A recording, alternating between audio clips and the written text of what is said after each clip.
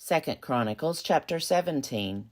His son Jehoshaphat succeeded him, and strengthened himself against Israel. He placed forces in all the fortified cities of Judah, and set garrisons in the land of Judah, and in the cities of Ephraim that his father Asa had taken. The Lord was with Jehoshaphat, because he walked in the earlier ways of his father. He did not seek the Baals, but sought the God of his father, and walked in his commandments, and not according to the ways of Israel. Therefore the Lord established the kingdom in his hand. All Judah brought tribute to Jehoshaphat, and he had great riches and honor. His heart was courageous in the ways of the Lord, and furthermore, he removed the high places and the sacred poles from Judah. In the 3rd year of his reign, he sent his officials, Ben-Hail, Obadiah, Zechariah, Nathanael, and Micaiah, to teach in the cities of Judah.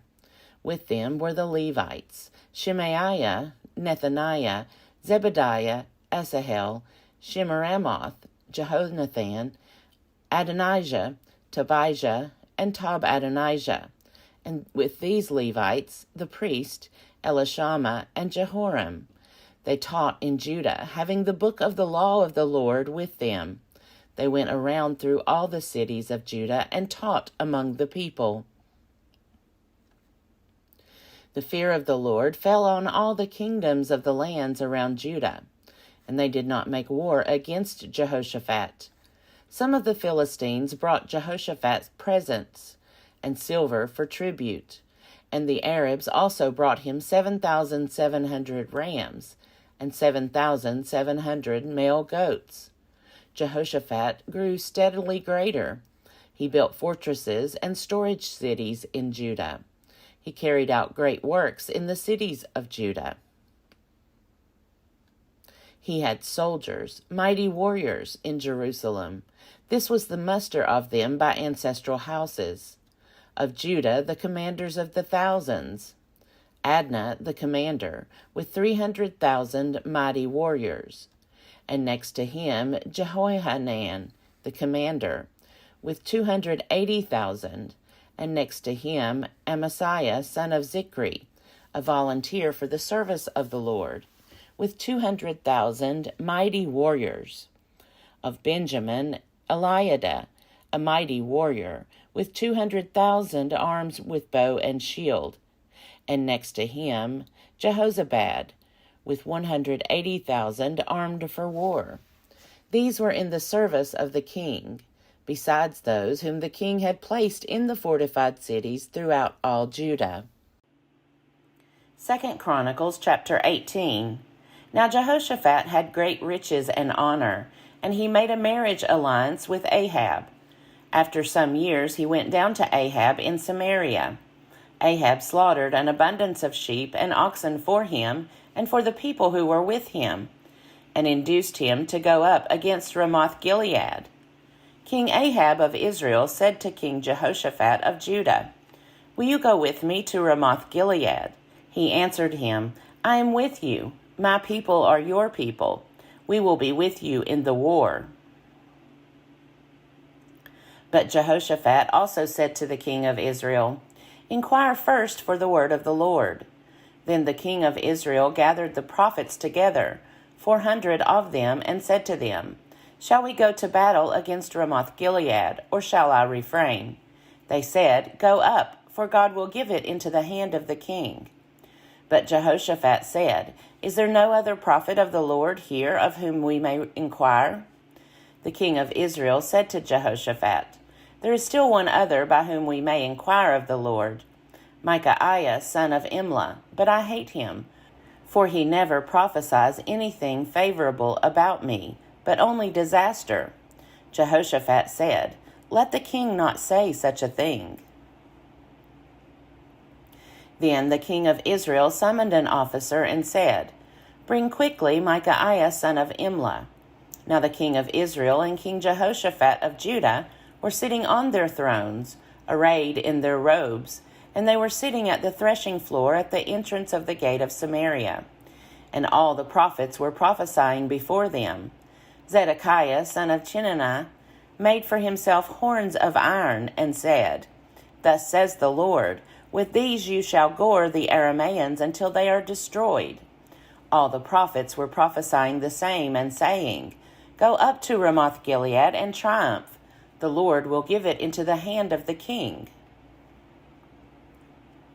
The messenger who had gone to summon Micaiah said to him, Look, the words of the prophets with one accord are favorable to the king. Let your word be like the word of one of them, and speak favorably.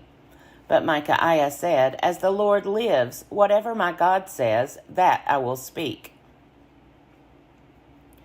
When he had come to the king said to him, Micaiah, shall we go to Ramoth-Gilead to battle, or shall I refrain?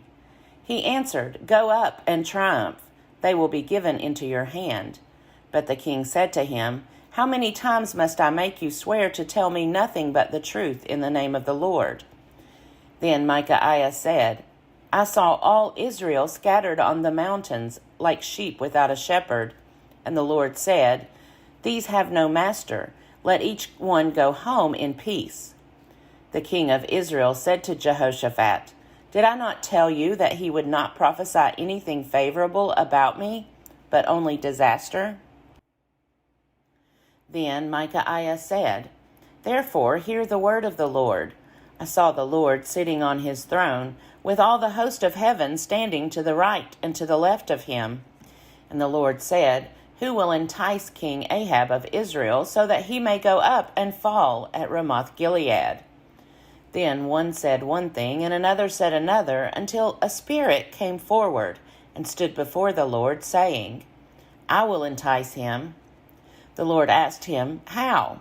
He replied, I will go out and be a lying spirit in the mouth of all his prophets. Then the Lord said, You are to entice him, and you shall succeed. Go out and do it. So you see, the Lord has put a lying spirit in the mouth of these your prophets. The Lord has decreed disaster for you. Then Zedekiah, son of Chinanah, came up to Micaiah, slapped him on the cheek, and said, Which way did the Spirit of the Lord pass from me to speak to you? Micaiah replied, You will find out on that day when you go in to hide in an inner chamber. The king of Israel then ordered, Take Micaiah and return him to Amon, the governor of the city, and to Joash the king's son, and say, Thus says the king, Put this fellow in prison, and feed him on reduced rations of bread and water, until I return in peace. Micaiah said, If you return in peace, the Lord has not spoken by me. And he said, Hear, you peoples, all of you. So the king of Israel and King Jehoshaphat of Judah went up to Ramoth-Gilead. The king of Israel said to Jehoshaphat, I will disguise myself and go into battle, but you wear your robes. So the king of Israel disguised himself, and they went into battle. Now the king of Aram had commanded the captains of his chariots, Fight with no one, small or great, but only with the king of Israel. When the captains of the chariots saw Jehoshaphat, they said, It is the king of Israel. So they turned to fight against him, and Jehoshaphat cried out, and the Lord helped him. God drew them away from him, for when the captains of the chariots saw that it was not the king of Israel, they turned back from pursuing him. But a certain man drew his bow and unknowingly struck the king of Israel between the scale armor and the breastplate. So he said to the driver of his chariot, Turn around and carry me out of the battle, for I am wounded.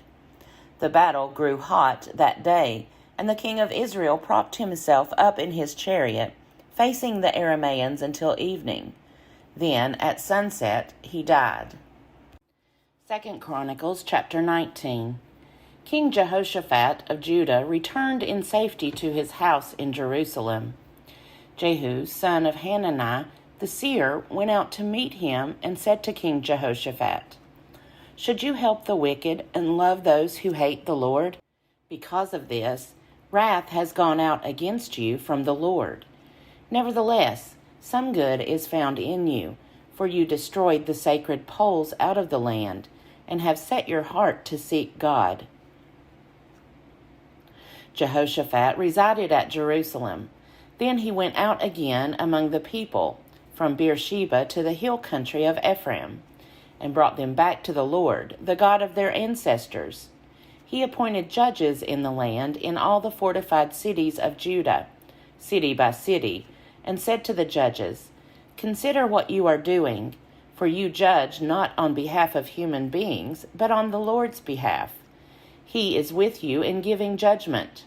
Now let the fear of the Lord be upon you. Take care what you do, for there is no perversion of justice with the Lord our God, or partiality, or taking of bribes." Moreover, in Jerusalem, Jehoshaphat appointed certain Levites and priests and heads of families of Israel to give judgment for the Lord and to decide disputed cases. They had their seat at Jerusalem. He charged them, "This is how you shall act, in the fear of the Lord, in faithfulness, and with your whole heart. Whenever a case comes to you from your kindred who live in their cities, concerning bloodshed, law or commandment, statutes or ordinances, then you shall instruct them, so that they may not incur guilt before the Lord, and wrath may not come on you and your kindred. Do so, and you will not incur guilt. See, Amariah the chief priest is over you in all matters of the Lord, and Zebediah son of Ishmael, the governor of the house of Judah, in all the king's matters, and the Levites will serve you as officers. Deal courageously, and may the Lord be with the good."